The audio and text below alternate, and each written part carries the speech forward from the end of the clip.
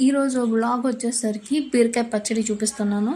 ఇక్కడ డిస్‌ప్లే మీద ఉన్నాయి కదా! అవన్నీ ఫస్ట్ అయితే ఆయిల్‌లో లైట్‌గా ఫ్రై చేసుకోవాలి. ఇవి వచ్చేసరికి కట్ చేసిన బీరకాయ పీసెస్.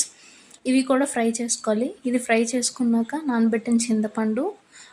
నెక్స్ట్ ఫస్ట్ మనకు చూపించాను కదా! ఇవన్నీ కంప్లీట్‌గా కూల్ అవ్వాలి. నెక్స్ట్ బీరకాయ నుంచి వాటర్ అంతా బయటికి వచ్చేసేలాగా కొద్దిగా ఫ్రై చేసుకోవాలి.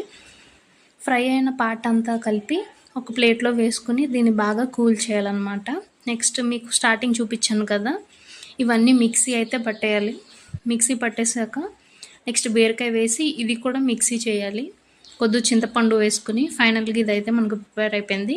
నెక్స్ట్ తడ్కా కోసం ఇక్కడ డిస్‌ప్లే మీద చూపిస్తున్నవన్నీ జస్ట్ తాలింపులా పెట్టుకొని దీన్ని ఫ్రై చేసుకొని రోస్ట్ చేస్తున్న పచ్చడిలో ఇది తడ్కా అయితే వేసేసుకొని కొంచెం ఒక 5 to 10 minutes దాకా ఫ్రై చేసుకోవాలి. ఫ్రై చేసుకొని